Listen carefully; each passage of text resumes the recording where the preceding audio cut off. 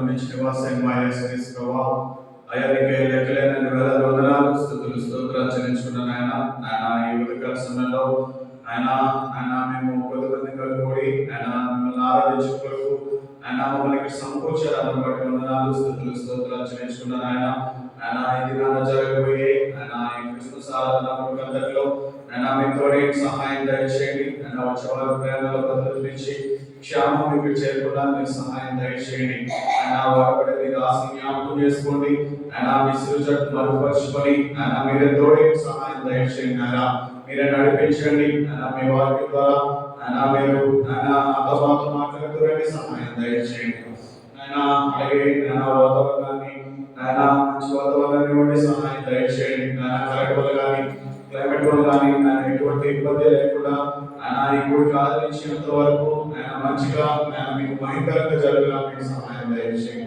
యేసు నామమున ప్రార్థిస్తున్నాం తండ్రి ఆమేన్ ఆమేన్.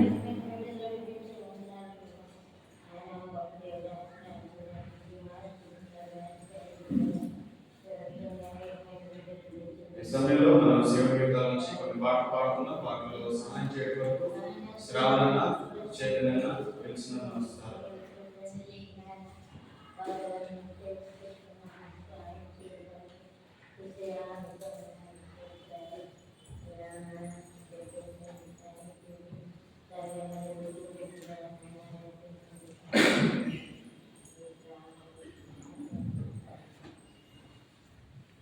శివ గీతాల నుంచి పాట సంఖ్య 268 కొత్త దాంట్లో పాత దాంట్లో 265 పాత పాట పుస్తకంలో 225.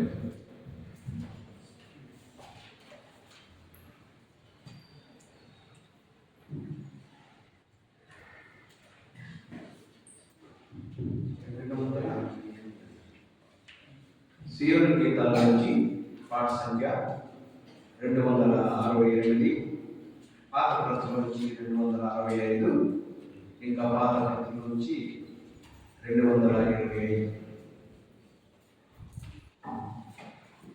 ఓ సద్భక్తులా లోక రక్షకుడు అందునేడు జన్మించెను రాజులకి రాజు ప్రభువైన యేసు నమస్కరింపరండి నమస్కరింపరండి నమస్కరింపరండి ఉత్సాహముతో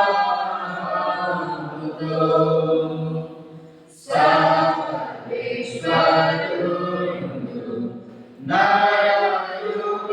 నరరూపమెత్తి కన్యకు పుట్టినడు చేసెను మానవ జన్మ నెత్తిన శ్రీ యేసు నీకు నమస్కరించి నీకు నమస్కరించి నీకు నమస్కరించి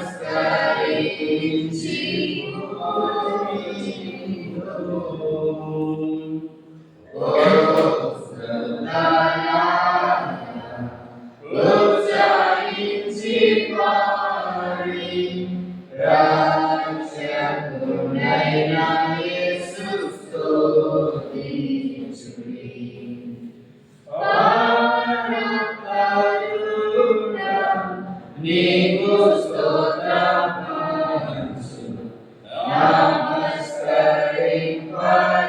నమస్కరింపరండి నమస్కరింపరండి నమస్కరింపరండి ఉత్సాహముతో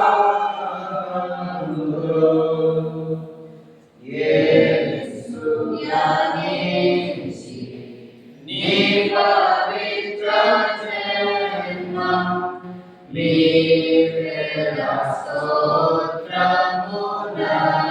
స్తోత్రమునర్పింతుము. ఆనాటి వాక్యం మయనరూప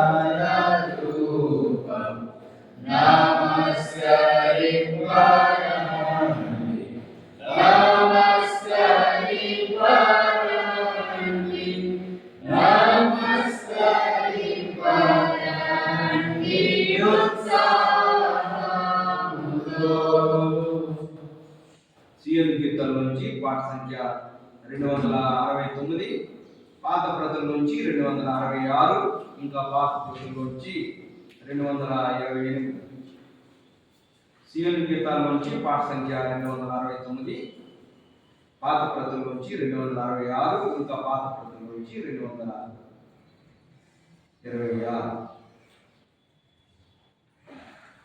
దూతా పాట పాడుడి, రక్షకుని స్తుతించుడి, ఆ ప్రభువును పుట్టెను బెత్లెహేమునందున.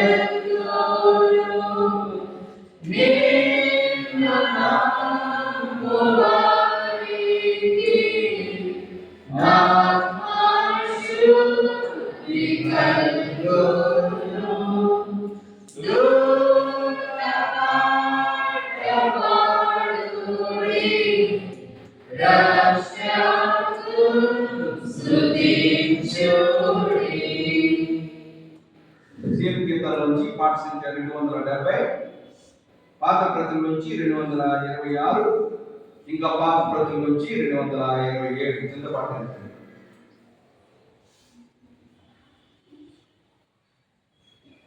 వింటిమయ్యా నీ స్వరము, కంటిమయ్యా నీ రూపమును, ప్రియా ప్రభు నిన్ను కాక వేరెవరిని చూడను వినను.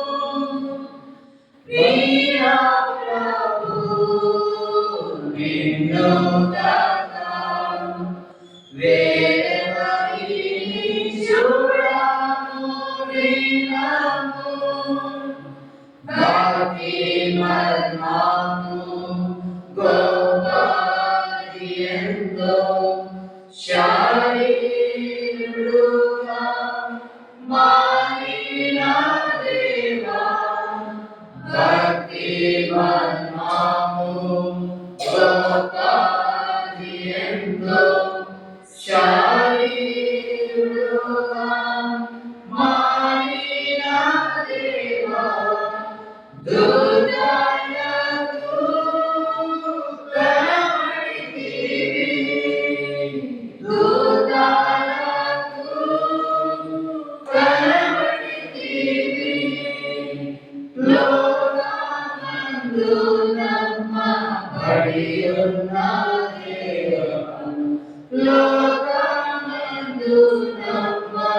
పడియున్న దేవా వింటిమయ్యా నీ స్వరము కంటిమయ్యా నీ రూపమును ప్రియ ప్రభు నిన్ను గాక వేరెవరిని చూడము వినము ప్రియ ప్రభు నిన్ను గాక వేరెవరిని చూడము వినము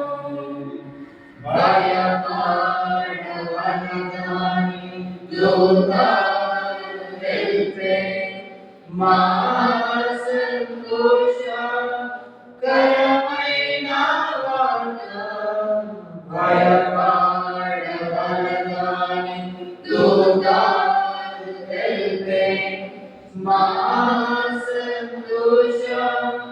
సంతోషకరమైన వార్త రక్షకుడు పుట్టెనని రక్షకుడు పుట్టెనని బలవంతు మహిమ భూమికి శాంతి అని బలవంతు మహిమ భూమికి శాంతి అని వింటిమయ్యా నీ స్వరము కంటిమయ్యా నీ రూపమును ప్రియ ప్రభు నిన్ను గాక వేరెవరిని చూడము వినము ప్రియ ప్రభు నిన్ను గాక వేరెవరిని చూడము వినము నరరూపధారి పైకి ప్రభువా అద్భుతములు చేసి ఉన్నావు నరరూపధారి పైకి ప్రభువా అద్భుతములు చేసి ఉన్నావు వేరెవరు చేయలేరు వేరెవరు చేయలేరు అద్భుత కరుణ ఘనత కలుగును గాక అద్భుత కరుణ ఘనత కలుగును గాక వింటిమయ్యా నీ స్వరము కంటిమయ్యా నీ రూపమును ప్రియ ప్రభు నిన్ను గాక వేరెవరిని చూడము వినము ప్రియ ప్రభు నిన్ను గాక వేరెవరిని చూడము వినము మూఢవానికి మాటలిచ్చితివి గృహి కుంటిని వాగు చేసితివి మూఢవానికి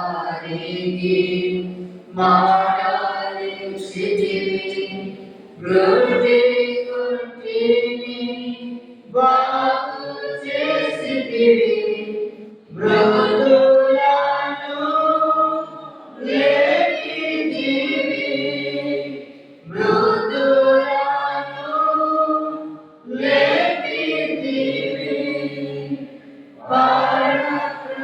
పరాక్రమశాలివి నీవేమో ప్రభువా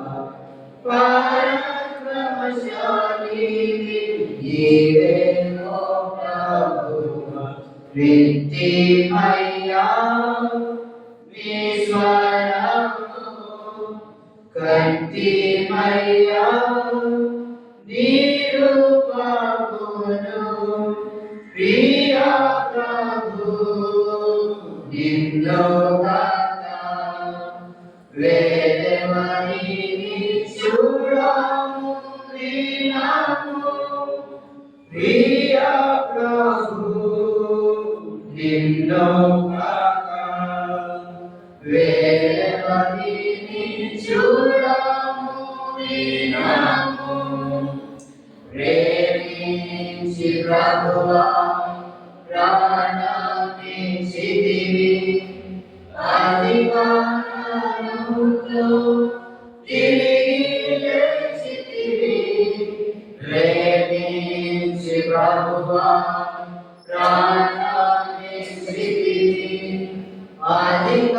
అధికారముతో తిరిగి లేచితివి మరణపు ముళ్ళు విరచితివి మరణపు ముళ్ళు విరచితివి సమాధి నిన్ను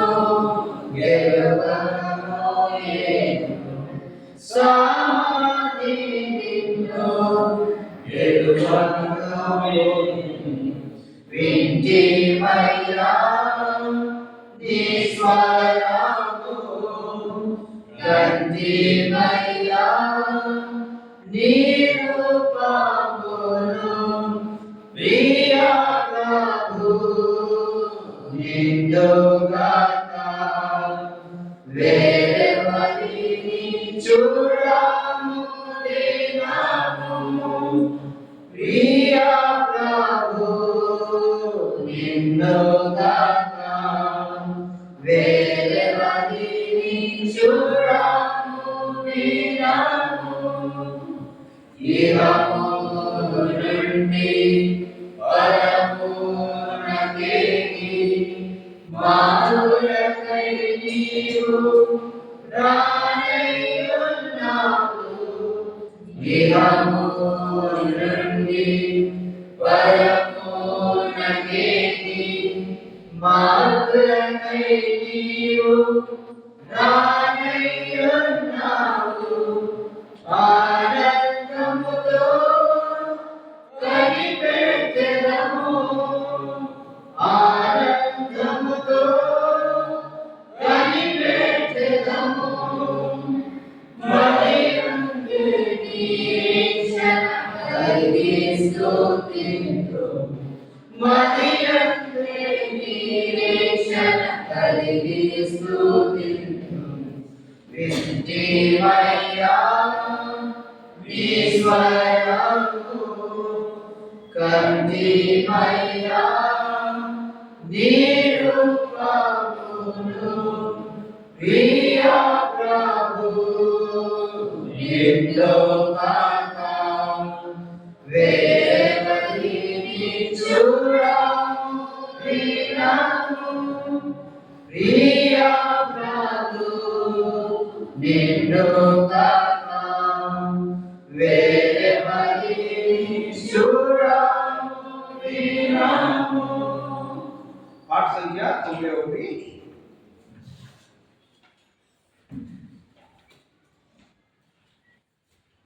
సిఎల్ గీతాల నుంచి పాట సంఖ్య 91, పాత పద్ధతుల నుంచి 89.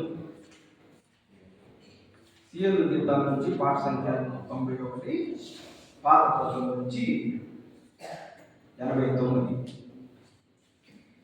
సాగిల పాడి రోకెదము సత్యముతో ఆత్మను మన ప్రభు యేసుని సాగిల పాడి రోకెదము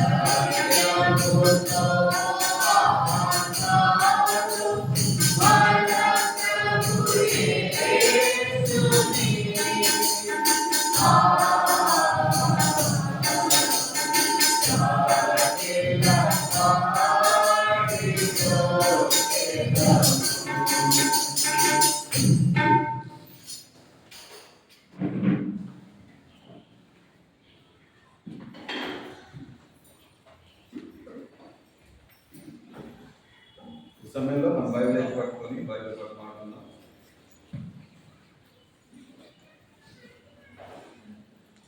గ్రంథవార్తనంబులన్నీ జారి ప్రతి అధ్యాయము వరుస వచనము తన దివ్య ప్రేమ వార్తనంబులు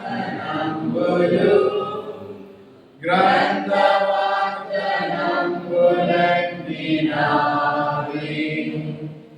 Every promise in the book is mine. Every chapter, every verse, every line. All the blessings of His lovely word. Every promise in the book is mine. ఈ సమయంలో మన మధ్యలో ఉన్నటువంటి హైదరాబాద్ నుంచి వచ్చిన దైవ సేవకులు సతీశ్వరి గారు వచ్చి వర్తమానం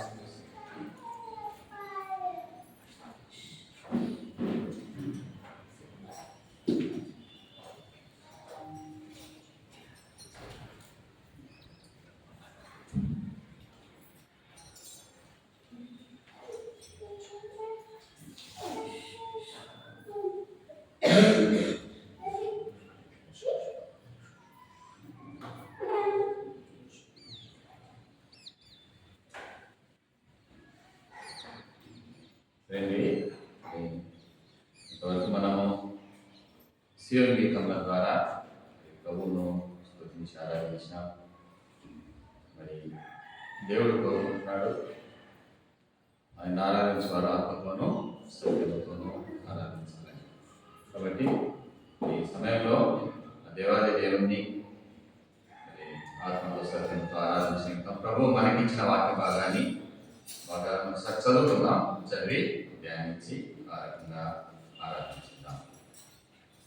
కానీ ప్రభు అందించిన వాక్య భాగంలో కొన్ని భాగాలు చదువుకుంటాము. ప్రసంగి గ్రంథం 3వ అధ్యాయంలో 1 నుంచి 3 వచనాలు చదువుకుంటాం. 1 నుంచి 3 వచనాలు. ప్రసంగి గ్రంథం 3వ అధ్యాయం 1 నుండి 3 వచనాలు అందరం కలిసి చదువుకుంటాం. 557 పేజీలు. ప్రతి దానికి సమయం కలదు, ఆకాశం కింద ప్రతి ప్రయత్నమునకు సమయం కలదు. పుట్టుటకు చచ్చుటకు, నాటకు నాటబడిన దానికి తీసివేయు, సంపుటకు బాగు చేయుటకు, పడగొట్టుటకు పట్టటకు. లూకా సువార్తలో మరొక భాగం చదువుకుంటాం.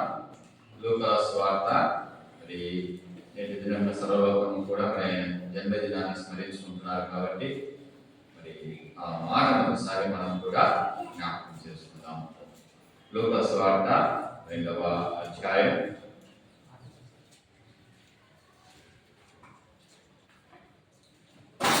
10 నుంచి 14 వచనాలు అందరం కలిసి చదువుకుంటాం. 10 నుంచి 14 వచనాలు అందరం కలిసి చదువుకుంటాం. లూకా సువార్త 2వ అధ్యాయం. అయితే ఆ దూత భయపడబోయి, ఇదిగో ప్రజలందరికీ కొరకు ఆ సంతోషకరమైన సువర్తమానము నేను మీకు తెలియజేస్తున్నాను. దావీదు పట్టణమందు నేడు రక్షకుడు మీకు పుట్టినాడు. ఈయన దానికి కావాలి. ఒక శిశువు వృత్తి గుడ్డలతో చుట్టబడి ఒక తొట్టిలో పడుకొని ఉండడం మీరు చూచెదరని వారికి వెంటనే పదవ సైన్య సమూహం ఆ దూతతో కూడా ఉంది.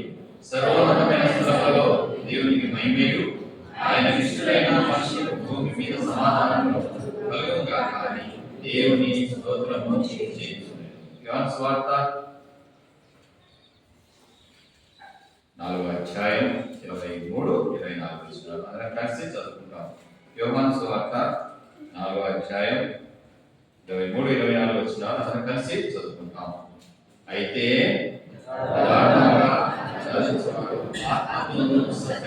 తండ్రిని ఆరాధించుకోవాల్సి అది ఎప్పుడూ వచ్చింది. ఆరాధించుకోవాలి కావాలని తండ్రి కోరుతున్నాడు. దేవుడు ఆత్మ కనుక ఆయన ఆరాధించుకోవాలి. ఆత్మతోనూ సత్యముతోనూ ఆరాధించాలి. చిన్న ప్రార్థన చేసుకుందాం.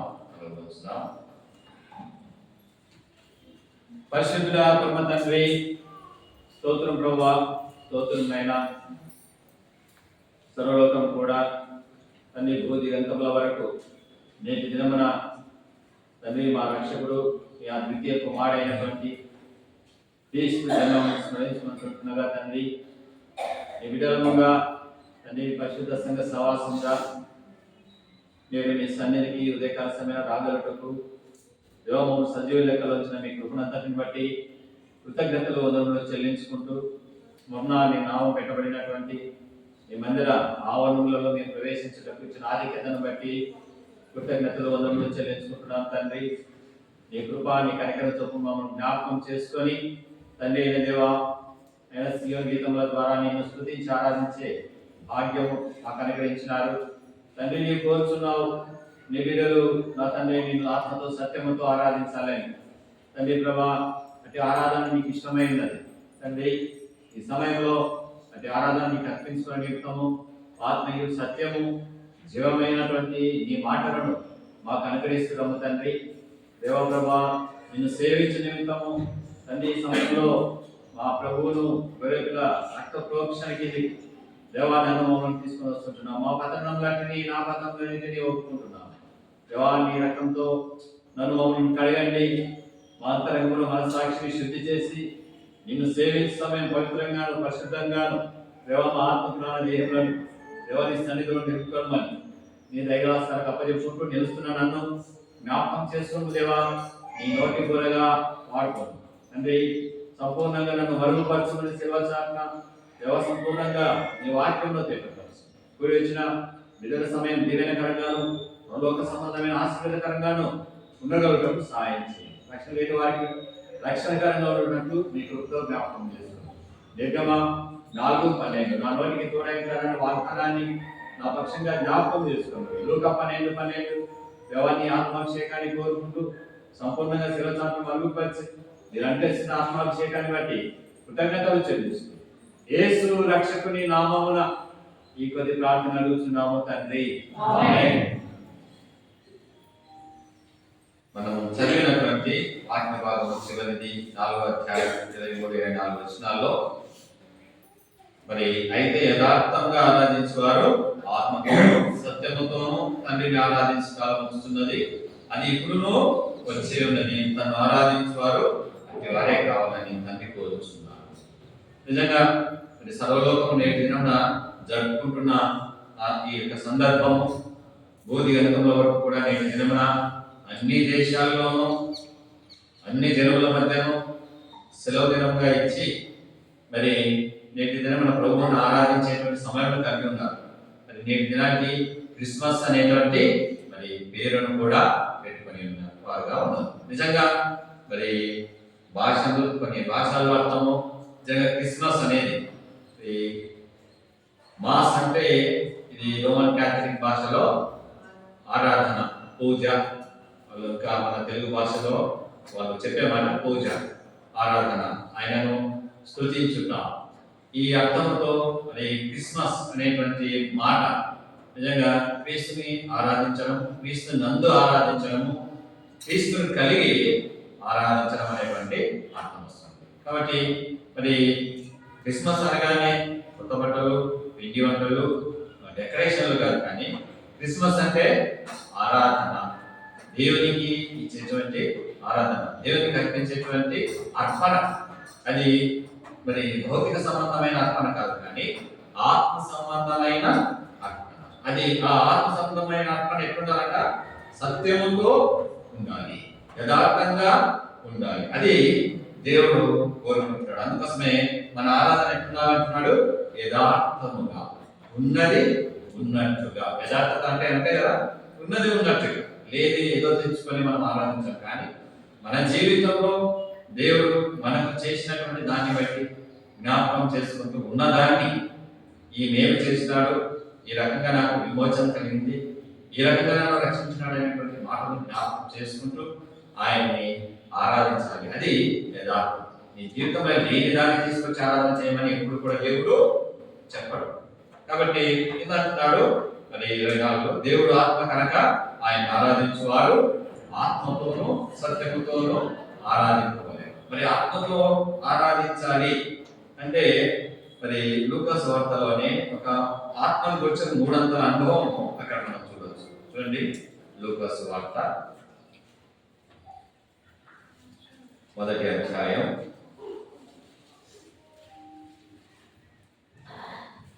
48వ వచనము. నా ఆత్మ నా ఆత్మ నా రక్షకుడైన దేవుని యందు ఆనందించెను. నా ఆత్మ నా రక్షకుడైన దేవుని యందు ఆనందించెను. కాబట్టి నీ ఆత్మకు మొట్టమొదట ఎటువంటి అనుభవం కావాలి? దేవుని యందు ఆనందించే అనుభవం ఉండాలి. కొంతమంది అంటాం చర్చికి పోదాం రా, సంఘానికి పోదాం అంటే ఏం పోతాం, ఎందుకు ఏ పర్లేదు ఇప్పుడు పోతాం, సిస్టర్స్ పోతారు మనకి అని. అంటే ఇక్కడ అర్థము, ఆత్మ యొక్క అర్థం ఏంటంటే దేవుడు అనగానే మనం ఏం కలగాలంట? ఆనందము. నా ఆత్మ నా రక్షకుడైన దేవుని యందు మన ఆత్మలో ఆనందము కలిగి ఆయన సన్నిధి. అది ఆరాధన. ఆరాధనకు నీ ఆత్మలో కలవలసినటువంటి అనుభవం, నీ ఆత్మలో ఏముండాలంట? ఆనందం ఉండాలి దేవుని ఆరాధించడానికి. రెండవదిగా నీకు ఎటువంటి అనుభవం ఉండాలి? ఇక్కడే 67వ వచనం ఏముంది చూడండి. మరియు అతని తండ్రి జకర్యా పరిశుద్ధాత్మ పూర్ణుడై ఇట్లు ప్రవచించెను. చూడండి, ఇప్పుడు ఎటువంటి అనుభవంలోకి వచ్చిన అంటే ఇక్కడ జకర్యా మరి పరిశుద్ధాత్మ పూర్ణుడై, ఆత్మపూర్ణులముగా సంతోషంతో ఆనందంతో దేవుని ఆరాధించడము. రెండోదిగా పరిశుద్ధాత్మ పూర్ణుడై, పరిశుద్ధాత్మను పొందుకున్న వారమై మరి ఆయన ఆరాధించాలి. పరిశుద్ధాత్మ పొందుకొని ఆరాధించడం అంటే దేవుడు మనము రక్షింపబడిన మనకు దేవుడు పరిశుద్ధాత్మను అనుగ్రహిస్తాడు. ఆ యొక్క అనుభవాన్ని నీవు ఎరిగి ఉండాలి.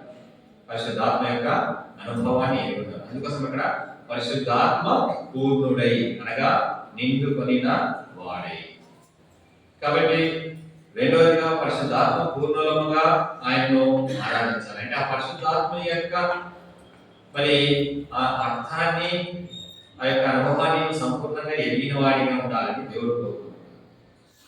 బయట జనాలు అనుకుంటున్నట్టుగా పరిశుద్ధాత్మ అంటే లేచి ఎగరడము, గెంతడము, అరుపులు, కేకలు వేయడం, అది కాదు. కాబట్టి ఎంత మాత్రం పరిశుద్ధాత్మ ఉన్నదంటే అది కాదు. దేవుడిని నీకు అనుగ్రహించేటువంటి అనుభవం అంటే నీ జీవితంలో దేవుడు నీకు ఏం బయలుపరిచి వచ్చినాడో పరిశుద్ధాత్మ ద్వారా బయలుపరుస్తాడు. ఆ అనుభవాన్ని నీవు కలిగి ఉండాలి. మూడవదిగా ఇంకొక మాట 26వ వచనం 2:26 చదవండి. అతడు ప్రభు యొక్క యేసు చూడక మునుపు మరణం పొందాలని అతనికి పరిశుద్ధాత్మ చేత బయలుపరిచింది. ఆత్మ వశుడై ఆయన దేవాలయంలోనికి వచ్చాడు. దాన్ని మనము ఇక్కడ దేవాలయంలోనికి వచ్చాను.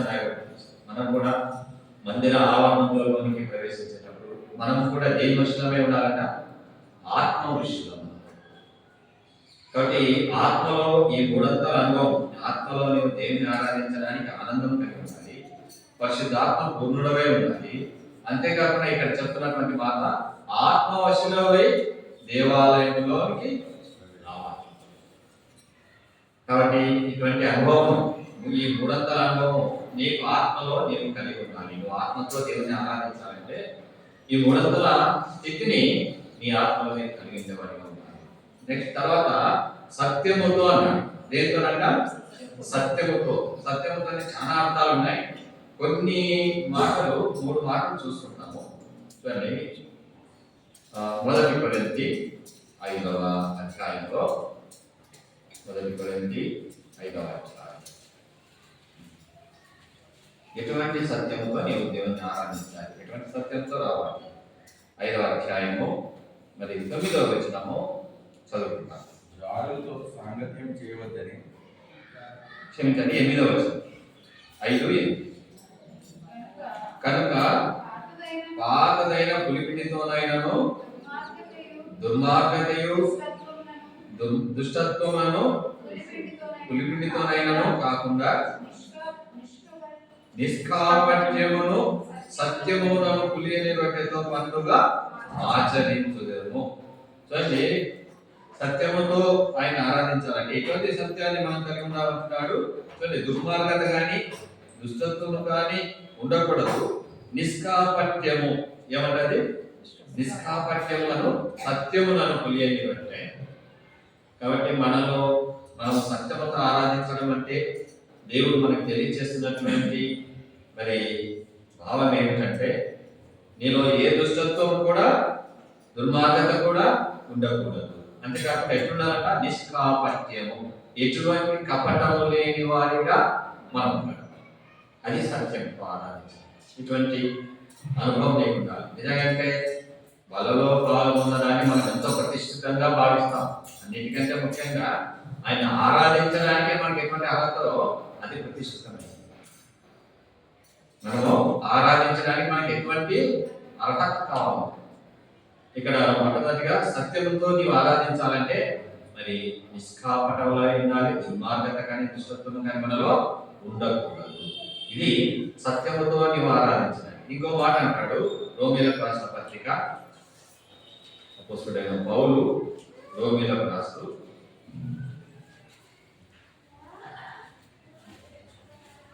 1వ అధ్యాయము 18వ వచనం. దుర్నీతి చేత సత్యమును అడ్డగించు మనుషుల యొక్క సమస్త బలహీనత మీదను సమస్త భక్తిహీనత మీదను దుర్నీతి మీదను దేవుని కోపము పరలోకం నుండి బయలుపరచబడుతున్నది.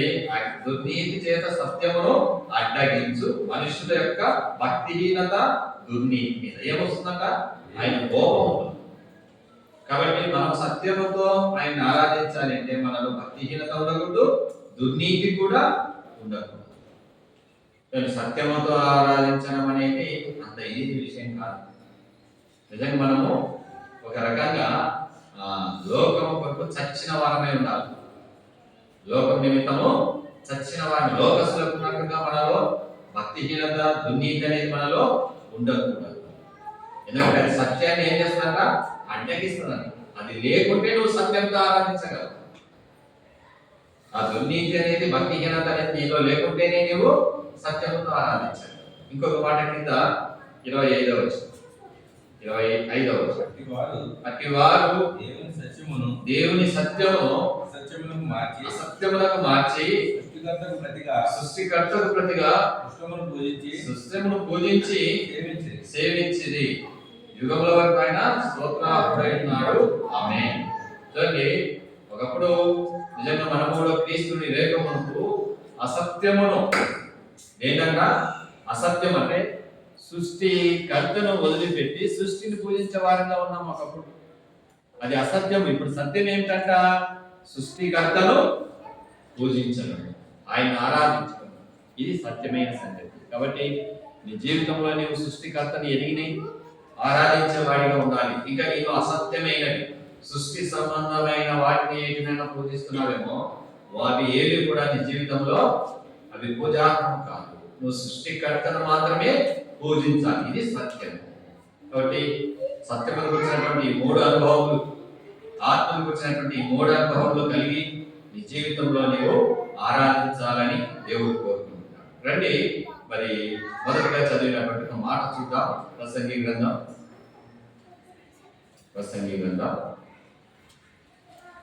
ఏం మాట చదివినామక?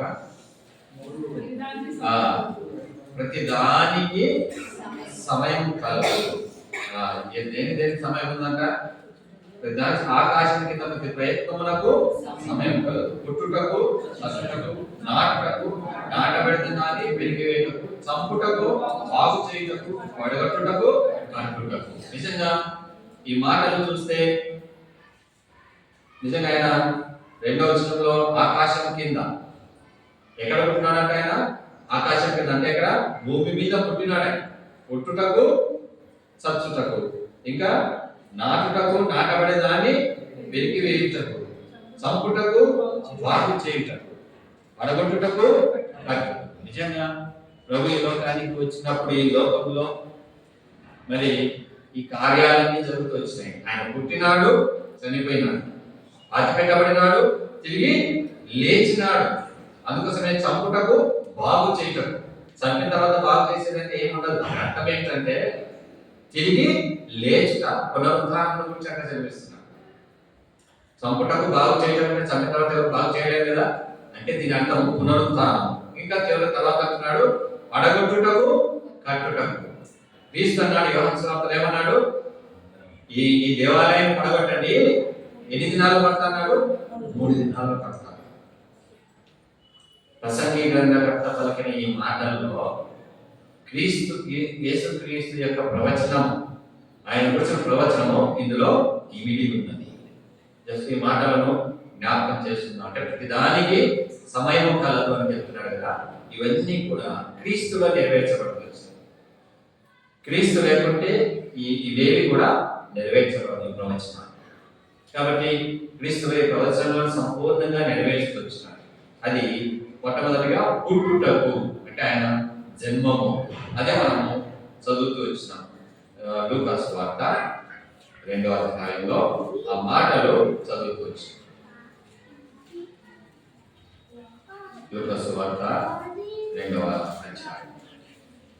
నిజంగా మరి ఇక్కడ 10వ వచనంలో నుంచి దూత భయపడకుడి, ఇదిగో ప్రజలందరికీ కలగబో మహా సంతోషకరమైన సువర్తమానము నేను మీకు తెలియపరచుచున్నాను.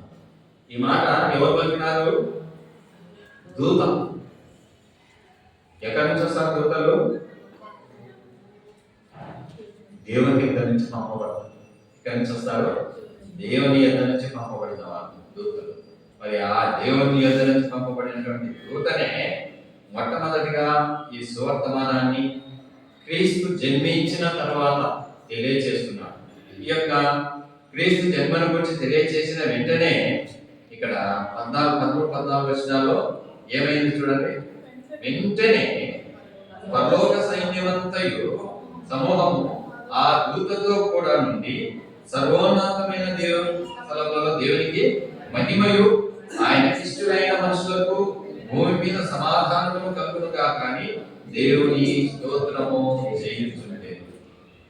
ఎప్పుడు సువర్తమానం వచ్చినా కూడా, ఎక్కడ శుభవర్తమానం ఉన్నా కూడా వెంటనే ఏం జరుగుతుందంట? ఏం జరిగిందంట? అక్కడ ఆరాధన జరిగింది. ఏం జరిగింది?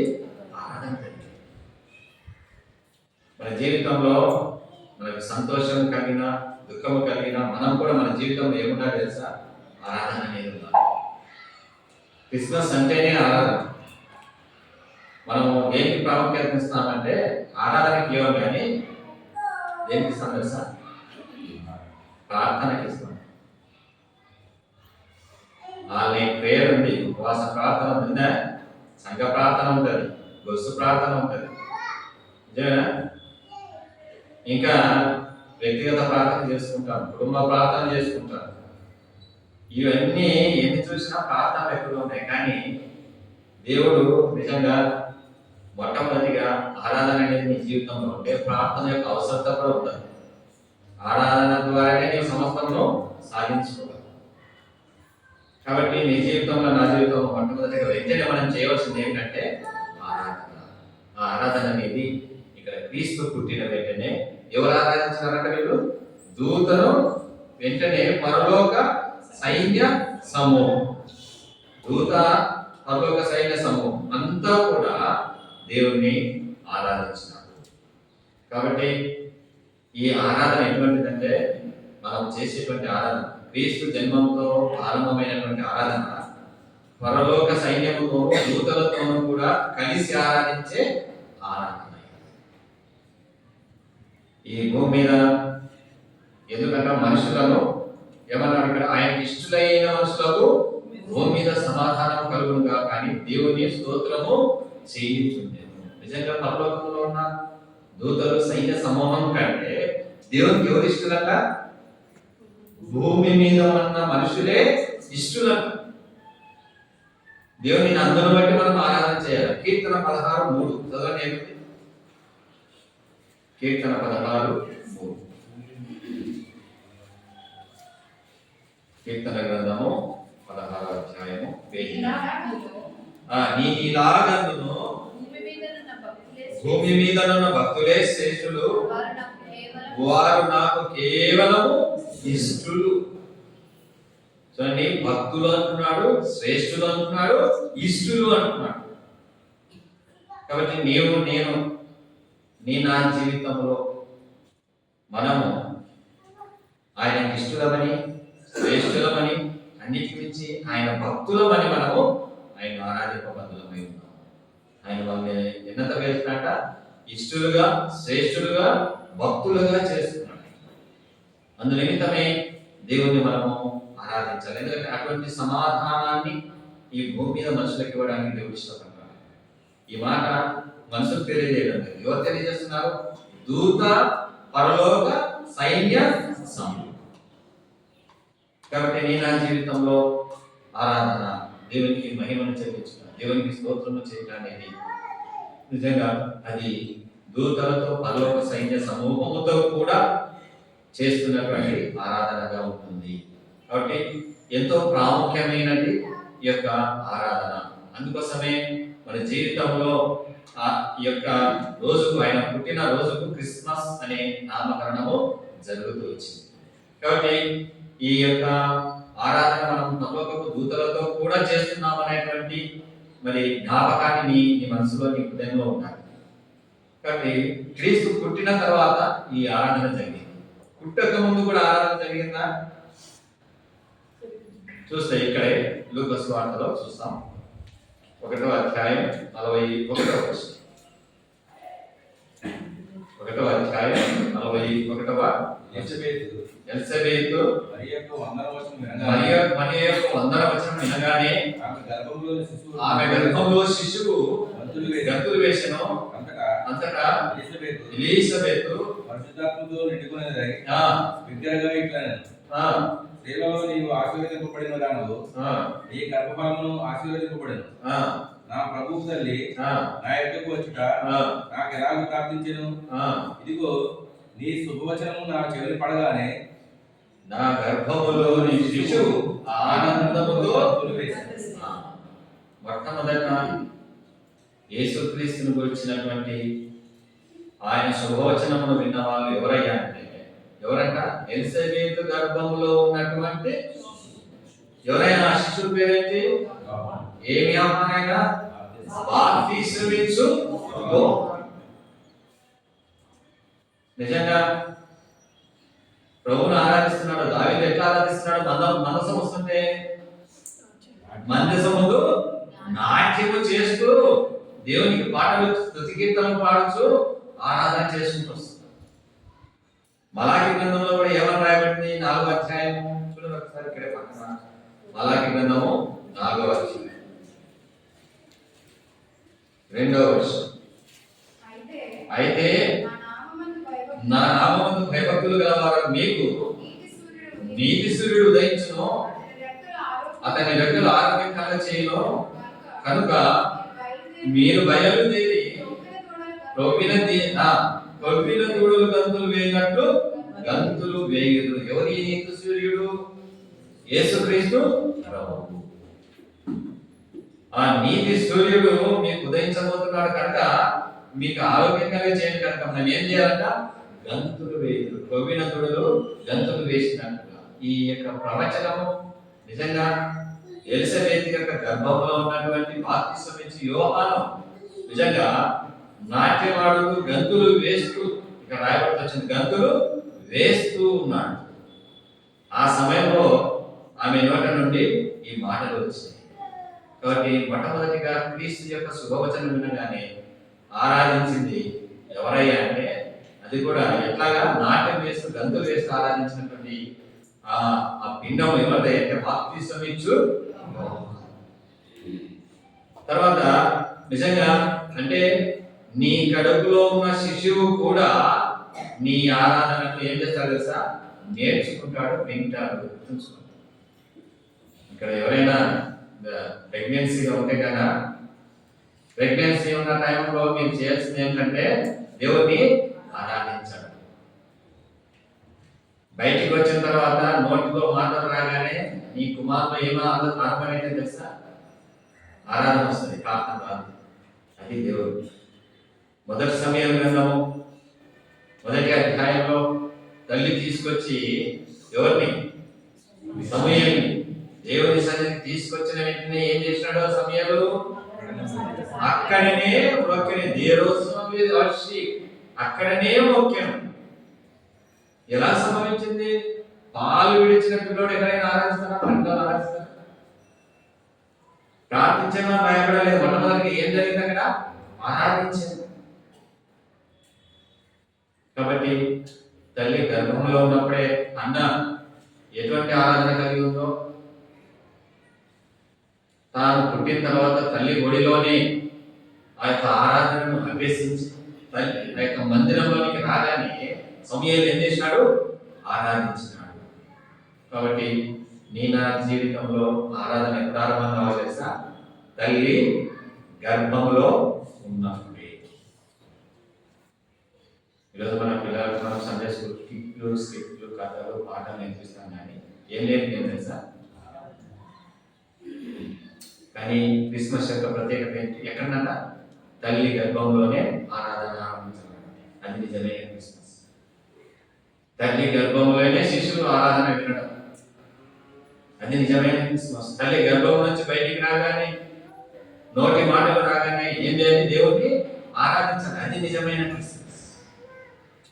నీ జీవితంలో ఎప్పుడు ఆరాధన మొదలవుతుందో అదే నీ జీవితంలో క్రిస్మస్. నీవు ప్రతి దినం ఆరాధిస్తావా? ప్రతి దినము నీకేమి? క్రిస్మస్.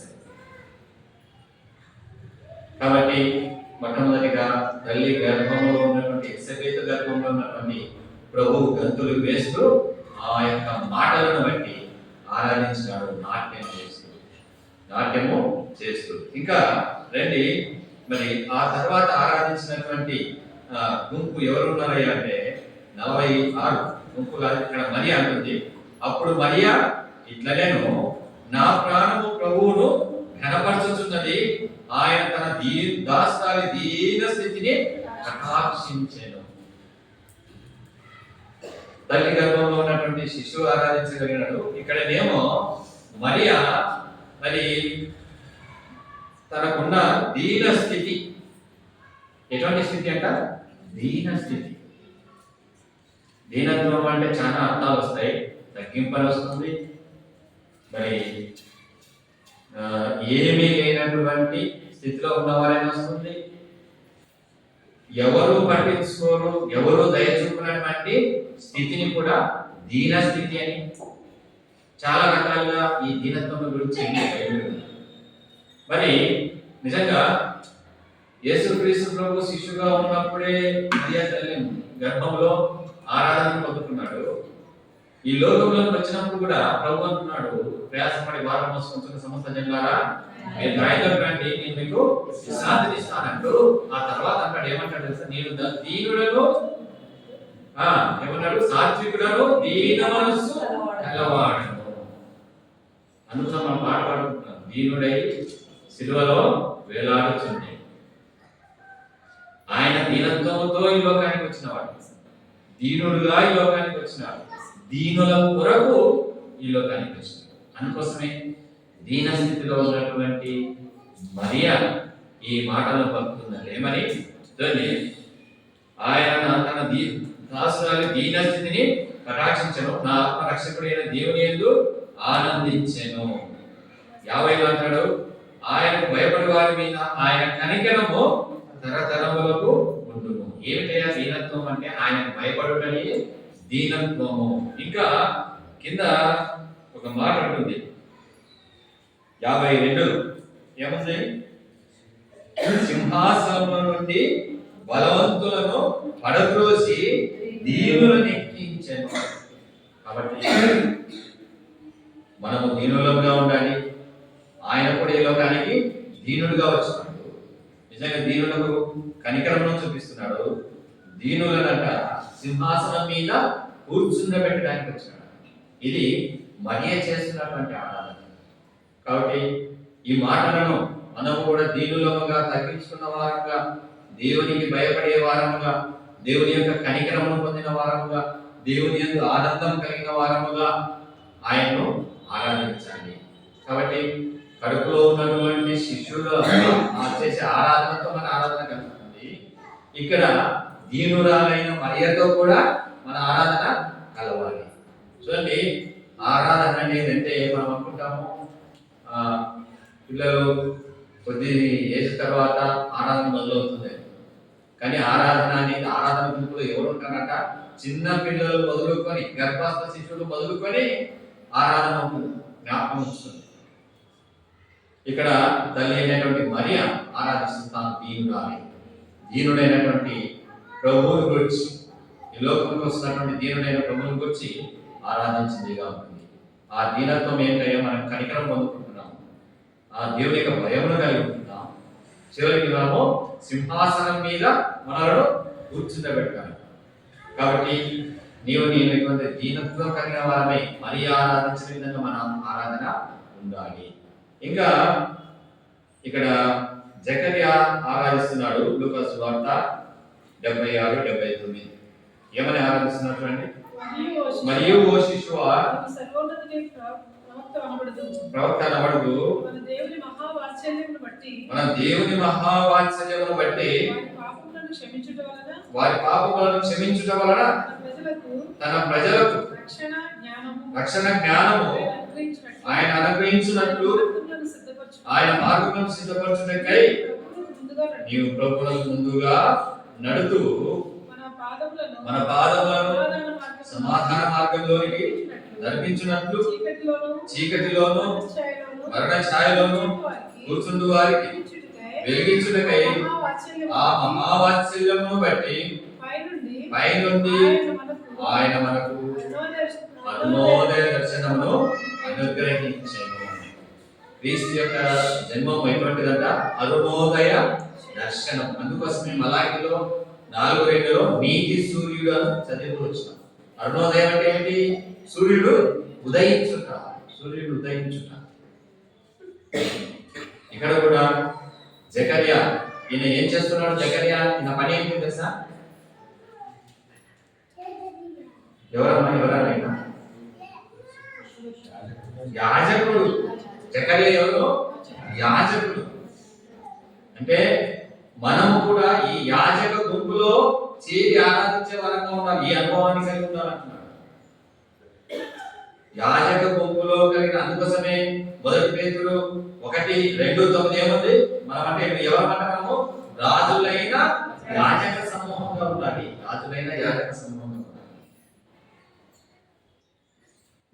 గర్భస్థ శిశువుల ఆరాధన, ఆ తర్వాత దీనుల యొక్క ఆరాధన, ఇక్కడ మేము యాజకుడి యొక్క ఆరాధన. ఏమంటున్నాడు యాజకుడు? ఏమంటున్నాడు ఇక్కడ?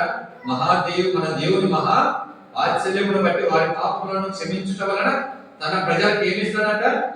రక్షణ జ్ఞానం అనుగ్రహించినట్లు మార్గములను సిద్ధపరచుటకే నీ ప్రభువునకు ముందుగా నడుతూ.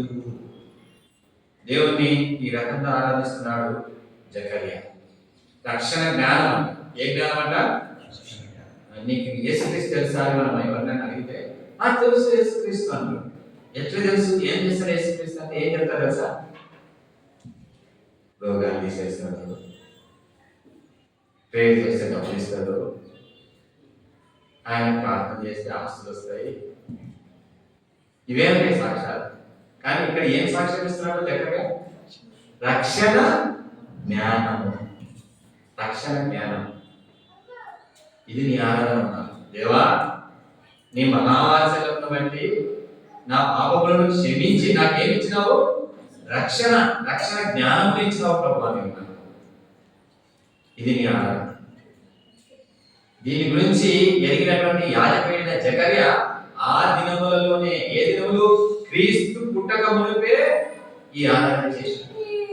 రక్షణ జ్ఞానం గురించిన ఆరాధన. పాప క్షమాపణ నీవు అనుగ్రహించడానికి ప్రభు ఈ లోకానికి వచ్చినాడు. అదే మహా వాత్సల్యం. కాబట్టి దేవుడు నిన్ను నన్ను ఈ యాజకులతో కూడినటువంటి ఆరాధన గుంపులో మన ఆరాధన ఉండాలని కోరుతున్నాడు. కాబట్టి దేవుడు దీని కొరకు నీకు నాకు ఏమనుగ్రహించినాడంట? చీకటిలో కూర్చుని వారి ఛాయలో కూర్చుని వారికి వెలిగించుటకై ఆ మహావాత్సల్యమును బట్టి పైనుండి మనకు అరుణోదయ దర్శనం అనుగ్రహించాడు. అందుకోసమే అక్కడ ఆ మాట రాయబడుతూ వచ్చింది, చీకటిలో నుండి ఆశ్చర్యకరమైన వెలుగులోనికి అనే మాట రాయబడుతుంది. కాబట్టి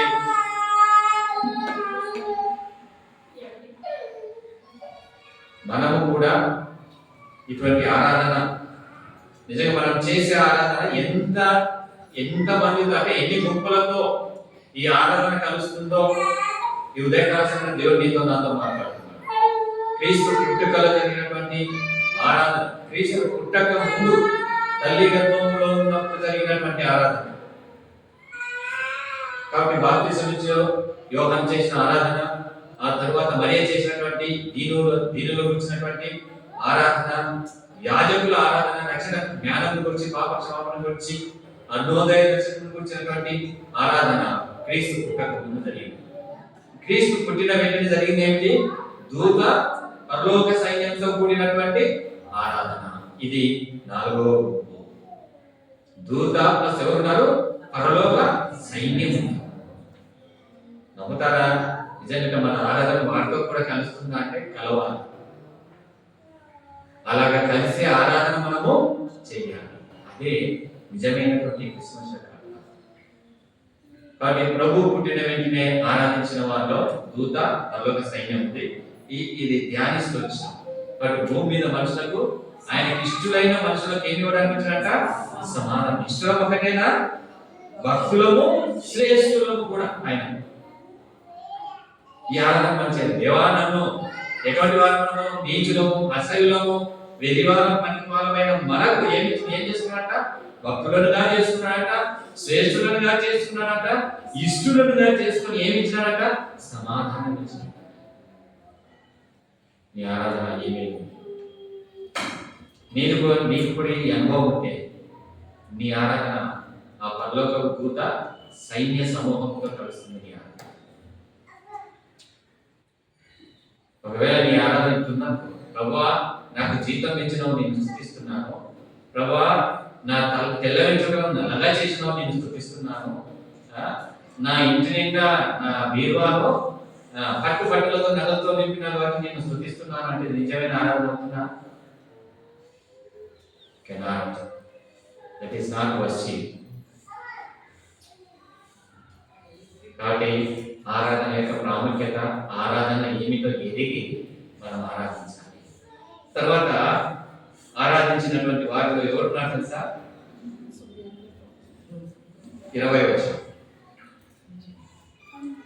అంతటా ఆ గొర్రెల కాపరులు తమతో చెప్పబడినట్టుగా తాము విన్నవాటిని కన్నవాటిని గూర్చి దేవుని మహిమపరచుచు స్తోత్రము చేయుచు. వీళ్ళొక ప్రత్యేకత ఉంది. ఎవరంటే వీళ్ళు గొర్రెలు. అంటే ఎవరు వీళ్ళు అంటే బాగా చదువుకొని బాగా విద్యను అభ్యసించిన వాళ్ళ. వీళ్ళు పామరులు, చదువు లేని వారు, విద్య లేని వారు. ప్రభువుని వచ్చి అనుకుంటున్నారు, ఏమనుకుంటున్నారు తెలుసా? పరిచయం చదువుగా వీళ్ళంతా కలిసి శాస్త్రులు, ఈయన వడ్లవారి కుమారుడు కాదా? ఇంత పాండిత్యం, ఇంత చదువుకోలేదు కదా, ఈయన ఎక్కడి నుంచి వచ్చింది ఇంత జ్ఞానం అంటున్నాడు. అంటే ప్రభు ఈ లోకం ఎక్కడ జన్మించినాడు? పామరునిగా జన్మించినాడు, పావమనుడిగా జీవించినాడు. ఆయన చదువుకోలేదు, చదువుకున్నట్టుగా రాయబడలేదు. ఎందుకైనా విద్య లేని వాడు కదా, ఈయన పామరుడు కదా, ఈయనకెక్కడ ఇంత పాండిత్యం ఇంత జ్ఞానం అంటున్నాడు. ఆయన దీనుడిగా వచ్చినాడు, దైవ కుమారుడిగా ఈ లోకానికి వచ్చినాడు. ఇక్కడ చూస్తే ఎట్లా కనబడుతున్నాడు? ఆయన పామరులకు పామరునిగానే వచ్చినాడు. అందుకోసమే ఆ దేవుని నిజంగా దీనుడై పశులోకాలలో ఉన్నటువంటి ఆ ప్రభువును చూచి వీళ్ళు పామరులైనటువంటి గొల్లలైనటువంటి వీరు వచ్చి ఏం చేశారంట? దేవుని మహిమపరచుచు స్తోత్రము చేయించు తిరిగి వెళ్ళేది. కాబట్టి నేను నీ జీవితంలో, నా జీవితంలో నేను ఒక పిహెచ్డి చేశాను, నేను ఎంటెక్ చేశాను, నేను చాలా విద్యలో చాలా గొప్పవాణ్ణి అనే మాట ఫస్ట్ ఏం చేయలేదు సార్? తీసేసుకొని ఆరాధించాలి. ఒకవేళ ఇది మనసులో పెట్టుకొని ఆరాధన చేస్తావేమో, నీ ప్రభు ఎవరు? పామరుడు. ఇది గుర్తుపెట్టుకోము. నేను చాలా గొప్ప చదువు చదివాను కాబట్టి నా ఆరాధన ఇట్లుంటుంది అని చెప్పి ఆ గర్వంతో చేయను. నీ ఆరాధన ఎవరితో కలవాలి? పామరులతో కలిసేటువంటి ఆరాధన కాకుండా. అంటే అంత తగ్గింపు, అంత దీనంతో. అందుకోసమే సోదర భగత్ సింగ్ గారు ఏం చేశారంటే, మన సహవాసంలో అందరూ సమానమే, ఎవరు హెచ్చున్నప్పుడు అని చెప్పి చాపలు వేసి కలెక్టర్ నుంచి అటెండర్ అయినా సరే, బంట్రోతు కూలివాడైనా సరే, తక్కువ సూటు బూట్ వేసుకున్న వాడైనా సరే, గోచి కట్టుకున్న వాడైనా సరే వచ్చి ఎక్కడ కూర్చోవాలా? కింద కూర్చొని ఆరాధన. ఆధీనత్వం, ఆ సమానం. దాని గురించి మన సంఘ సహవాసంలో దేవుడు దీన్ని క్రమంలో దీన్ని అలవర్చబడుతూ వస్తున్నాడు. దేవుడు ఏదో ఒకే సాపు వేయడం కాదు, ఊరికే కింద కూర్చుంటున్నామని కాదు. దీనికి ఇంత అర్థం ఉంది. అంటే నీవు చేసే ఆరాధన గుంపులో మీరు ఎట్లుండాలా? ఈ దీనత్వముతో ఉండాలి, ఈ తగ్గింపుతో ఉండాలి. అందుకోసమే నేను ఆరాధన ఎవరితో కూడా కలవాలి? పామరులతో కూడా కలవాలి. పామరులు చేసే ఆరాధన నీ ఆరాధన. అందుకోసమే ఇక్కడ దైవ గ్రంథంలో ఈ 2వ అధ్యాయం 20వ వచనంలో పామరులు కూడా ఆయన్ను స్తోత్రము చేసి ఆరాధించినట్టుగా రాయబడింది. పరలోకంలో ధనవంతులు మాత్రమే ఉంటారా? ఎంబీబీఎస్ చదివిన ఉంటారా?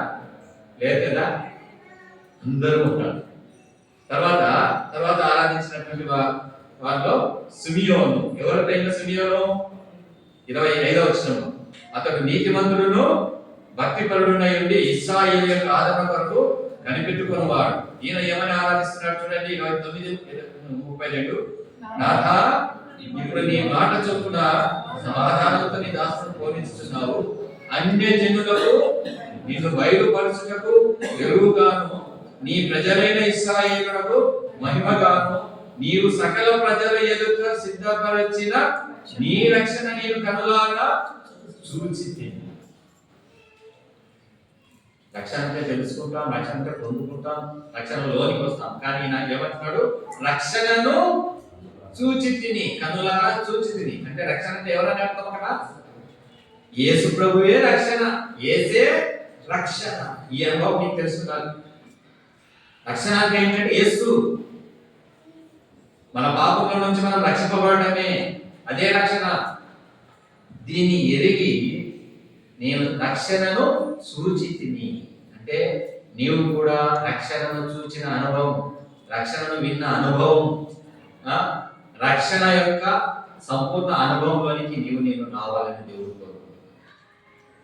ఇప్పుడు ఈ నీతిపరుడు భక్తిమంతుల యొక్క ఆరాధనలో నీవు కూడా చేరగలవు. ఆ ఆరాధనల గుంపులో కూడా దేవుడు నిన్ను నిలబెట్టుకుంటాడు. సమయం అవుతుంది. చివరిగా అన్న ఒక మాట 38లో ఏమంటుంది? ఆమె కూడా ఎవరంటే ఈమె అన్న దేవాలయంలో ఉపవాస ప్రార్థనతో రేయి బదులు సేవ చేస్తున్నటువంటి సేవకురాలైనటువంటి అన్న. ఆమె కూడా గడిలోనికి లోపలికి వచ్చి దేవుని ఏం చేసిందంట? కొనియాడి అంటే ఆరాధించి యెరూషలేము విమోచన కొరకు కనిపెట్టుచున్న వారందరితో ఆయనను గూర్చి మాటలాడుచుండెను. ఆయనను కొనియాడి అంటే ఆరాధించి. ఆమె వయసు ఎంత తెలుసా? దాదాపు 80 సంవత్సరాలు. ఆరాధన క్రీస్తు జన్మం ఎట్లా మొదలైంది? గర్భంలో ఉన్న శిశుతో మొదలయ్యి వృద్ధురాలైనటువంటి అన్న ప్రవక్త యొక్క ఆరాధన వచ్చి చూసినామా? అంటే పిండం మొదలుకొని వృద్ధులైన వారి వరకు కూడా ఏం చేస్తారు? ఆరాధన జరుగుతూ వస్తుంది. మరి నా జీవితంలో ఆరాధన అనేది ముగింపు తెలుసా? నువ్వు వృద్ధాప్యంలో వచ్చినప్పుడు నీ జీవితం ఏమి ఉండాలి?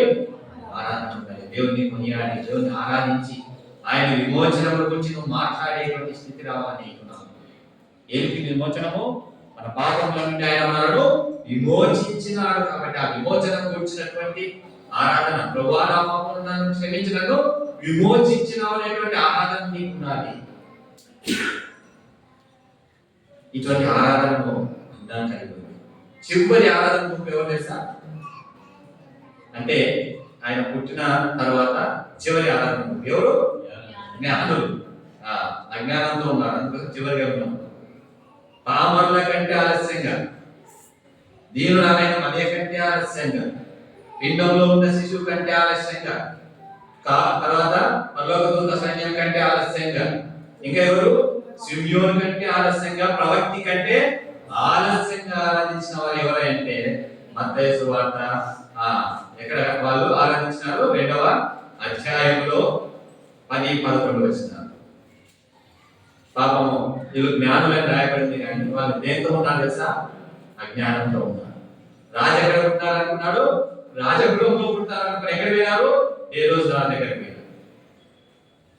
అదే వాళ్ళ అజ్ఞానం. కానీ తర్వాత ఆ నక్షత్రము ఏం చేసిందంట? దాచి చూపించిందంట. 10 వారు ఆ నక్షత్రంలో చూసి అత్యానందభరితులై ఇంటిలోనికి వచ్చి తల్లి అయిన మరియను ఆ శిశువును చూచి సాగిలపడి ఆయనను పూజించి తమ పెట్టెలు విప్పి బంగారము, సాంబ్రాణిని, గోధుమను కానుకలుగా ఆయనకు సమర్పించిరి. దీన్ని బట్టి ఏంటంటే నీ జ్ఞానముతో నీవు దేవుని చేరి ఆరాధించలేవు. దేవుడు జ్ఞానం ఇచ్చి దేవుడు మార్గము చూపిస్తేనే నీవు ఆరాధించగలవు, ఆయన్ని చూడగలవు, ఆయన్ని చేరగలవు. ఈ లోక జ్ఞానము, బైబిల్ జ్ఞానం ఎంతున్నా కానీ నీవు ఆరాధించలేవు. దేవుడు నీకు జ్ఞానం ఇచ్చి, దేవుడు నిన్ను నడిపించి, దేవుడే నిన్ను ఆ స్థలానికి తీసుకుని వస్తే నీవు ఆరాధించగలవు. నేను జ్ఞానవంతుని కాబట్టి ఆరాధిస్తానంటే అది నీ అజ్ఞానం. ఒకవేళ నువ్వు జ్ఞానాన్ని ఆరాధిస్తే ఏ గుంపులో ఉంటావు? చివరి ఆరాధన గుంపులో. ఇది కూడా ఆరాధనలే కానీ చాలా చివరిలో ఉంటావు. కాబట్టి ఈ యొక్క 8 ఆరాధన ఈ భూమి మీద జరిగింది. ఈ 8 క్రిస్మస్ ఆరాధన ఈ 8 గుంపులో జరిగింది. మరి వీరంతా కూడా ఒకరోజు ఎక్కడ ఆరాధించాలి తెలుసా? పరలోకములో. అదొక్కటి చదివి ప్రకటన గ్రంథం 7వ అధ్యాయం. వీళ్ళంతా ఆ ఆరాధనలో పాల్గొన్నారంటే ఎటువంటి వారై ఉండాలి? రాయబడి వచ్చింది. ఆ ఆరాధన ఏమి జరిగిందో ఒకసారి 7వ అధ్యాయం 10 నుంచి అందులో చదివి ముగించుకుంటాం. సింహాసనాసీనుడైన మా దేవునికి గొర్రెపిల్లకును మా రక్షణకై స్తోత్రమని మహాశబ్దంతో ఎలుగెత్తి చేసి దేవత దూతలను సింహాసనం చుట్టూ పెద్దల చుట్టూను ఆ 4 చీకల చుట్టూను నిలవబడి వారు సింహాసనం మీద సాష్టాంగపడి ఆమేన్ యుగయుగముల వరకు మా దేవునికి స్తోత్రమును, మహిమయు, జ్ఞానమును, కృతజ్ఞతాస్తుతియు, ఘనతయు, శక్తియు, బలము కలుగునుగా అని చెప్పుతూ దేవునికి నమస్కారం చేసేది. ఆమేన్. పెద్దలలో తెల్ల వస్త్రం ధరించుకొని వీరెవరు, ఎక్కడ నుండి వచ్చినని నన్ను అడిగాను. అందుకే అయ్యా నీకే తెలియనగా అతడు ఈలాగు నాతో చెప్పను, వీరు మహాసింహుల నుండి వచ్చిన వారు, గొర్రె పిల్ల రక్తములో తమ వస్త్రములను వాళ్ళు. నేను ఆరాధిస్తున్నాను భూమి మీద అంటే కాదు. నీవు ఏ రక్తంతో కడగబడాలి? క్రీస్తు యేసు గొర్రె పిల్ల రక్తముతో నీవు కడగబడిన వాడవైతేనే ఆ పరలోక రాజ్యంలో ఉంటావు. ఎప్పుడు ఆయన రక్తం నిన్ను కలుగుతుంది? మొదటి యోహాను పత్రిక 1వ అధ్యాయం. ఎప్పుడు జరుగుతుంది? నీవు నీ పాపమును ఒప్పుకుంటే ఆయన రక్తం నిన్ను పవిత్రునిగా చేస్తుంది. నీ వస్త్రములు తెల్లని వస్త్రంలో ఉంటాయి. కాబట్టి పాపము గురించి ఒప్పుకోలు కలిగి యేసుక్రీస్తు మన పాపం నిమిత్తాన్ని మరణించినాడు, సమాధి చేయబడినాడు, తిరిగి లేచినాడు అనేటువంటి నీ రక్షణ యొక్క అనుభవం ఉంటే అప్పుడు ఆ ఆరాధకుల గుంపులో అనగా క్రీస్తు యేసు రక్తం చేత విమోచింపబడినటువంటి ఆ పరలోకపు సైన్య సమూహం, దూతలు, 4 పెద్దలు, 4 జీవులు, 24 పెద్దలు, 2 కెరూబుల మధ్య ఆసీనుడైనటువంటి ఆ గొర్రె పిల్ల ఆ సన్నిధిలో ఆ పరలోకములో కూడా నేను ఆరాధించే ఆ గుంపులో మనం ఉంటాము. కాబట్టి ఇది నిజమైనటువంటి క్రిస్మస్. తల్లి గర్భంలో నుంచి ఆరాధించబడిన ఆ క్రిస్మస్ ఎక్కడ ఉంటుందంట? పరలోక సైన్య సమూహంతో చేసేంత వరకు ఆరాధన ఉంటుంది. ఇది సంపూర్ణమైనటువంటి క్రిస్మస్ ఆరాధన. అంతటి సంపూర్ణం వరకు నీ ఆరాధన జీవితాన్ని నీవు కొనసాగించాలి. అంటే నీవు కూడా మరణిస్తావు, కానీ మరణము ఆయన శృతి చెల్లిస్తుందా? చెల్లించదు. మరణం ఆయన ఆరాధిస్తుందా? ఆరాధించదు. అందుకోసం దావీదు అన్నాడు, నేను గోతులోకి దిగిన ఎడలా ఎవరు నిన్ను స్తుతిస్తారు? మనం నిన్ను స్తుతించున. మృతి ఎప్పుడు కూడా కృతజ్ఞత స్తుతి చెల్లించదు. కానీ పరలోకంలో చనిపోయి తిరిగి లేచిన తర్వాత మనము ప్రభువుతో కూడా, పరలోక సైన్యంతో కూడా, తిరిగి లేచిన క్రీస్తు రక్తంతో విమోచింపబడిన వారితో కూడా మనము ఆరాధిస్తున్నాము. కాబట్టి ఈ ఆరాధన మన జీవిత కాలంలో మనము జీవించినంత కాలం చివరి వరకు ఆరాధిస్తాం. మరణము తర్వాత కూడా పరలోక రాజ్యంలో మనం ఆరాధిస్తామని గొప్ప నిరీక్షణ కలిగి మనం ఆరాధించే వారిగా ఉండాలి. అదే నిజమైన క్రిస్మస్ ఆరాధన. దేవుడు ఈ మాటలను దీవించున్నారు. 5 నిమిషాలు ఎంత తీసుకున్నారో ఏమనుకుంటుంది, క్షమించండి.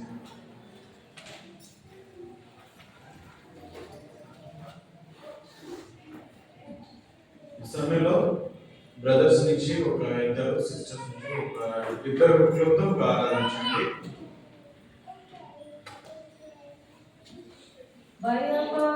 భయపడవలదని దూతాలు తింపి మహాసంతోషకరమైన వార్త. భయపడవలదని దూతాలు తింపి మహాసంతోషకరమైన వార్త. రక్షకుడు పుట్టెనని, రక్షకుడు పుట్టెనని, పరమందు మహిమ భువికి శాంతి అని, పరమందు మహిమ భువికి శాంతి అని. వింటిమయ్యా నీ స్వరము, కంటిమయ్యా నీ రూపమును. ప్రియ ప్రభు నిన్ను గాక వేరెవరిని చూడము వినము. ప్రియ ప్రభు నిన్ను గాక వేరెవరిని చూడము వినము.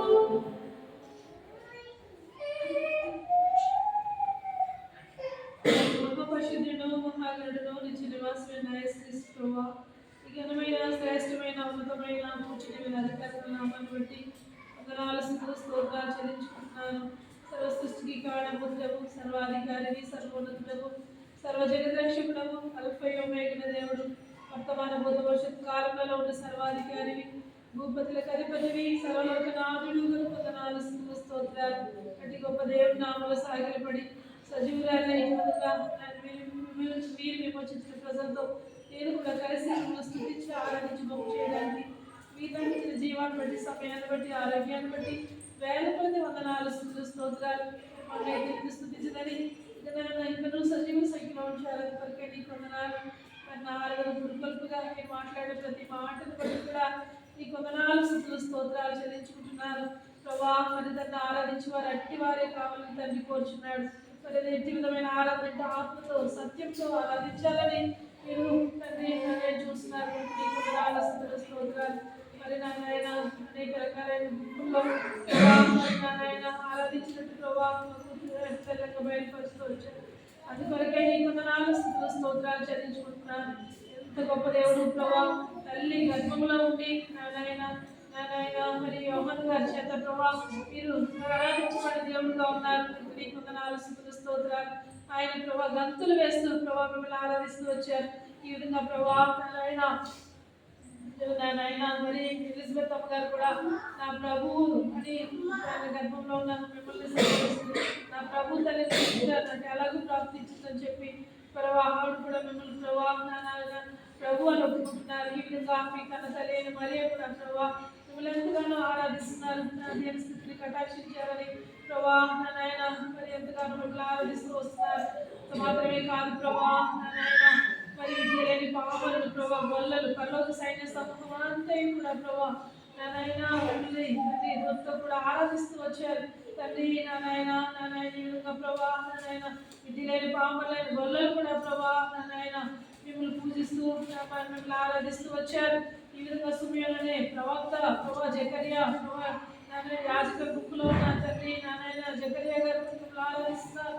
అలాగే ప్రభా నాయన మరి వృద్ధురాలైన ఎలిజబెత్ గారు మిమ్మల్ని ఆరాధిస్తూ వచ్చారు ప్రభా నాయన మరి ఆ జాబితాలో మీరు కూడా ఉండాలని ఆత్మతో సత్యంతో అతి విధమైన ఆరాధన చేయాలని మీరు ఇష్టపడుతున్నారు తండ్రి ప్రభా నా జీవితంలో ప్రభా పాపంతో శాపంతో పడిన నన్ను రక్షించడానికి నీ పరలోకము మహిమేశ్వర్యాన్ని విడిచిపెట్టారు భూమిని విక్తుడిగా వచ్చారు నీ కొందనాలు స్తోత్రాలు పేదలను ధరించి ప్రభా నాయన మరి నాయన మనకు తండ్రి రక్షణ ఇవ్వడానికే తండ్రి పాపలోకం నుంచి దేవానికి కొందనాలు స్తోత్రాలు చెల్లించుకుంటున్నాను. నన్ను రక్షించడానికి నీ అమూల్య రక్తదాలు కార్చారు. నా ప్రతి పాపాన్ని కడిగి శుద్ధీకరించారు. నాయన ప్రభా నీ కుమార్తెగా చేస్తున్నారు. సృష్టికర్త మిమ్మల్ని తండ్రి అని పిలిచే భాగ్యం దయచేశారు. అందుకొరకే నీ కొందనాలు ఇందులో గొడవనే కాకుండా మరి నాయన పరిసంబంధమైన ఆరాధన మీరు కలిగి ఉండాలని ఇష్టపడుతున్నారు. నీ కొందనాలు స్తోత్రాలు ప్రభా నాయన మరి నాయన మరి పరలోకంలో ప్రభా నాయన దూతలు దూతలు కెరూబులు సెరూబులు 24 పెద్దలు 4 జీవులు ప్రభా మళ్ళీ ఆరాధిస్తూ ప్రభా ఎంతోమంది భక్తులతో ప్రభా నాయన మీరు తండ్రి నన్ను కూడా చేర్చి ప్రేమను బట్టి వందనాలు స్తుతులు స్తోత్రాలు. ఇంతగా ప్రేమించారు ఈ ప్రేమ ప్రతిగా నేను ఏమి ఇవ్వగలను ప్రభా ఏమి ఇచ్చినా నీకు రుణస్థులను నొప్పుకుంటూ ఇంతగా ప్రేమించిన ప్రభుత్వం మరి నేనైతే ఏమి ఇవ్వలేదు నొప్పుకుంటూ నా ప్రియ ప్రభు రక్షణ క్రీస్తు ద్వారా ఈ చిన్న స్తుతి ఆరాధన నీకే సమర్పిస్తాను తండ్రి. మహాపరిశుద్ధుడాని పరిశుద్ధ నామమున ఆశీర్వదించండి. రక్షణ కాలములో చెట్ల కాచికబడి ఎవరైనా ప్రవచనాన ఈ ప్రిబెడ్తో కూడి విధంగా నీ సన్నిధిలో నిన్ను ఆరాధించే భాగ్యం కలిగించిన ఆశీర్వదించుకుని దేవా ఎసిపోనే అతన నమ్మకం దేవుడు అద్భుతుడు ఆశ్చర్యకరుడు నేడా నీకు కృపణ సమస్తము దేవుడైన దేవా నీకు ఆశీర్వదించుకుని నా పాపని నానెందుకు ఎసిపోనేనా దీనులుగా దరిద్రులుగా ఇదిగోనైనా వ్యక్తులుగా ఇదిగోనైనా ఎస్ఐ ఈ భూమిలో నా రూపం ధరించి ఎస్ఐ జన్మించిన విధానం బట్టి దేవా మా యొక్క ఇదిగోనైనా మానవుల జ్ఞాన జీవితాన్ని ఇదిగోనైనా తొలగించడానికి వెలుగును ప్రసాదించిన దేవుడు అయిన దేవానికి ఆశీర్వదించుకున్నాం తండ్రి. అవునా ఇదిగోనైనా ఎంతో మంది ద్వారా ఇదిగోనైనా ఆరాధించబడి ఇదిగోనైనా ఎస్ఐ ఏ యోగ్యత లేదని ఏర్పరచుకుని ఇదిగోనైనా నా ద్వారా ఇదిగోనైనా ఈ విధానం బట్టి ఆశీర్వదించుకున్న దేవా అవునా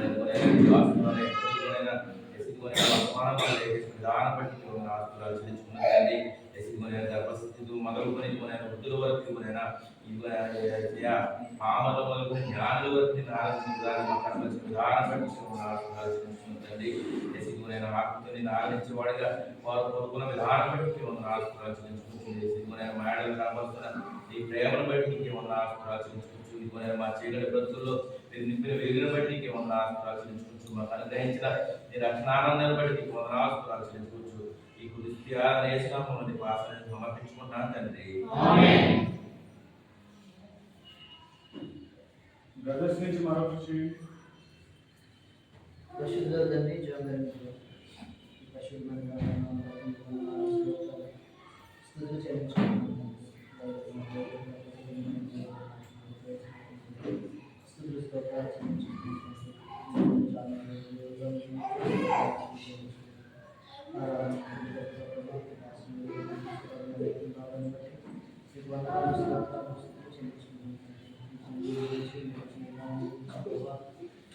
ఎలా ఆరాధించారు స్తోత్రాలు చెల్లించుకున్నాను.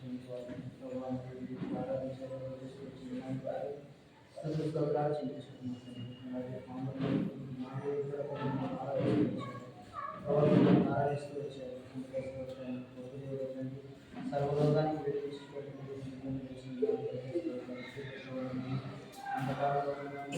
ప్రభావాన్ని పాపంతో చేసుకుని ప్రకటించి దేవుడు మా ప్రభా మా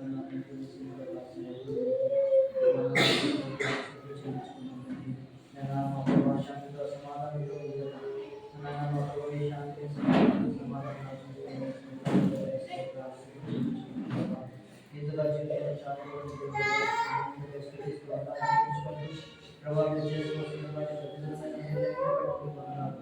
ఇదేమో యావత్ ప్రపంచంలో ప్రభావ మిమ్మల్ని జ్ఞాపకం చేసుకుంటూ మిమ్మల్ని ఆరాధించుకున్నట్టు ప్రభావ అనేకులు ప్రభావ అలాగే పరమ ప్రభావ దూతలు కూడా మిమ్మల్ని ఆరాధిస్తున్నారు. వారితో కూడా ప్రభావ ఆయన మీ మీద బాధ్యత ఆయన ప్రభావ నా ప్రభువు నిరక్షకుడు యేసుక్రీస్తు నామములో నా స్తుతి ఆరాధన మీకే సమర్పించుకుంటున్నాను తండ్రి. ఆమేన్. మహాపరిషుద్ధుడా, మహాగణుడా, నిత్యవాసై వందనాలు. స్తుతులు స్తోత్రాలు చెల్లించుకుంటున్నాను. నాయనా, ఈ దినాన మీ దాసుల ద్వారా నాయనా మీ నాతో మాట్లాడుతూ వచ్చిన దాన్ని బట్టి నాయనా మీ ద్వారా వందనాలు, స్తుతులు స్తోత్రాలు చెల్లించుకుంటున్నాను. నాయనా మిమ్మల్ని ఆరాధించేవారు ఆత్మతో సత్యంతో ఆరాధించాలని నాయనా మరొకసారి జ్ఞాపకం చేస్తూ వచ్చాను. నాయనా మీకు అటువారే కావాలని నాయనా జ్ఞాపకం చేస్తూ వచ్చిన బట్టి నాయనా మీ ద్వారా వందనాలు, స్తుతులు స్తోత్రాలు చెల్లించుకుంటున్నాను. నాయనా అనేక విధమైన నాయనా పాపాలు చేత చనిపోతున్నాను.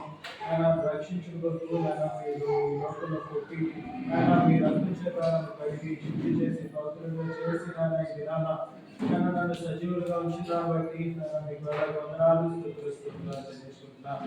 నాయనా మీరు నా పట్ల చేసిన మేలుకి ఏమి విధంగా ఒప్పుకుంటూ నా చిన్న స్తుతి ఆరాధన మీకే సమర్పించుకుంటున్నాను. ఆమేన్. ఈ సమయంలో ఈ సండే స్కూల్ పిల్లలకి కంఠస్థ వాక్యాలు ఉంటే విల్సన్ వచ్చి నడిపిస్తారు.